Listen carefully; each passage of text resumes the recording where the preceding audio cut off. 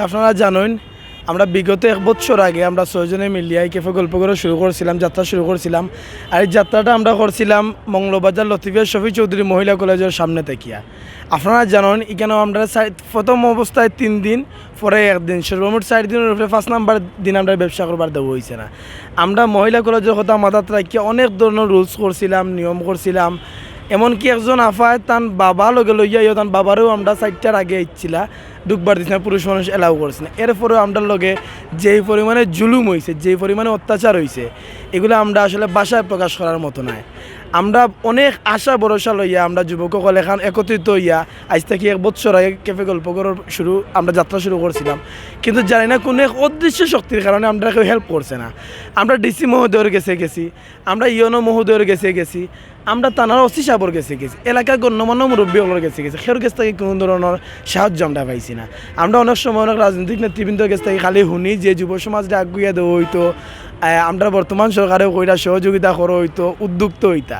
আমরা বাংলাদেশে উদ্যুক্ত হইতে হইলে কী পরিমাণে দরকা আমরা বেহায় হওয়া লাগে, এটা যদি আমরা ক্যাফে গল্পকর না করতাম আমরা এটা জানতাম পারলাম না। আজকে আমরা এত পরিমাণে দরকার আল্লাহ সুবহানাহু ওয়া তাআলা শুকরিয়া দেয় আমরা ধৈর্য দিছন। ধৈর্য যদি না থাকতো আজকে আবার আমরা কেন খারাইতাম পারলাম না। আল্লাহ সুবহানাহু ওয়া তাআলা আমরা ধৈর্য দিছন করতে কি আজকে আমরা আবার ক্যাফে গল্প করে যাত্রা শুরু করছি। ইনশাআল্লাহ আমরা কিছুদিনের ভিতরেও আমরা আরোটা আউটলেট করবো এই সিলেট শহরের ভিতরে। আর আমি আন্তরিকভাবে ধন্যবাদ দিতাম সেইরাম লতিফিয়া শফি চৌধুরী মহিলা কলেজের সম্মানিত গভর্নিং বডির সদস্য সকল, যারা আমরারে এই ব্যবসা প্রতিষ্ঠান বন্ধ করতে গিয়া প্রেশার ক্রিয়েট করছেন।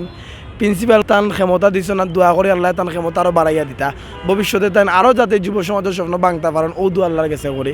এখানে কোনো যুব সমাজের স্বপ্ন যদি না ভাঙুন তাহলে মানুষ কিলা খান আসলে আমরা কেউ জানতাম না।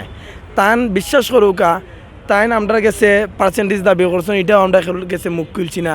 তাই বাড়ির যাইতে আমরা যে যত টাকার মিষ্টি মিঠাই নিছি এই টাকা যদি আমরা দোলা করতাম আমরা অনেকটা প্রফিট উঠে গেল বা যে খরচটা উঠে গেল এই পরিমাণে তান বাড়িতে রাইতে দিনে তান গেছি। এমনকি এখনও হোয়াটসঅ্যাপও মেসেজ আছে, আমরা জানি না আমরা অ্যাপ্লিকেশন দেওয়ার পরেও কি তার লাগি তান পোল্ট্রি রইলিছেন আমরা লগে। তাই জেলা কইছেন ওলা আমরা তান দেখানি হতে আমরা আসছি। তবে কিতার লাগে তাই নিগু আমরা লগে করছেন, তার লগে আমরা ব্যক্তিগত কোনো শত্রুতাও নাই। আর আপনি দেখুক সারা বাংলাদেশ, খালি বাংলাদেশ ওয়ার্ল্ডের সব জায়গাত যেখানে একটা শিক্ষা প্রতিষ্ঠান আছে ওখানেও স্টুডেন্টগুলোর সুবিধার সাথে একটা ক্যাফে আছে প্রত্যেক জায়গা। আমরা বহুত লাগান চেষ্টা করছি। আমরা তো একদিন বাদেও ঘোষণা দিলেছি যে আমরা 4টা থেকে এলাও করবো বা আমরা 4টার সময় ওপেন করবো পর্যন্ত কইছি। এরপরেও আমরা দেওয়া হয়েছে না। এরপরেও আমরা লাগাছে শুক্রিয়া আদায় করি। হয়তো বা তাই এই ধরনের আচরণ আমরা লোকে না করলে আমরা হয়তো বা এই জায়গায় যাইতাম পারলাম না। যার কারণ আমরা এই প্রতিষ্ঠানের লোকে যারা আসেন, আগে যারা আসলাম নতুন কিছু এড হয়েছেন, আগ থেকে কিছু বাদ গেছেন, কেউ বিদেশ গেছেন, কেউ স্লিপিং পার্টনার হিসাবে আমরা লগে আসেন, আবার কেউ সরাসরি সময় দিয়ে আসেন। সব লাগান তো হয় না। দেখুন যে আমরা কয়েকজন পার্টনার বিদেশ আসেন ইতিমধ্যে, আর তারা তো করা সময় দিয়া পারতা না, তারা স্লিপিং পার্টনার হিসেবে আমরা লগে রাখছি। আর সরাসরি আপনারা তো চিন্তাও বাকি সব আমরা যারা আসলে আগেও আসলাম, নতুন এড হয়েছেন আসুন, এখানেও আসুন। আমরা কিন্তু এই যে লতিফিয়া শফি চৌধুরীর এখানে মাঝে করার পর থেকে একটা আমরা ভিতরে তিকাম হয়ে গেছে যে গল্প করে একটা ব্র্যান্ড বানাইতাম হইব। আমরা এই চণ্ডীফুল যাত্রা শুরু করছি। আজকে কেন 50,000 টাকা ভাড়া দিলাম এই যে বিল্ডিং আমরা ভাড়া রাখছি। ইনশাআল্লাহ আমরা 5 লাখ টাকা পর্যন্ত ভাড়া দেওয়ার মতো মন মানসিকতা লই এই ব্যবসা হারাইছি। আমরা সিলেট শহর সহ বিভিন্ন জায়গা, সিলেটের বাড়া মৌলিবাজার শ্রীমঙ্গল পর্যন্ত আমরা এই ব্যবসা সম্প্রসারণ করে একটা চিন্তাধারা আমরা আছে।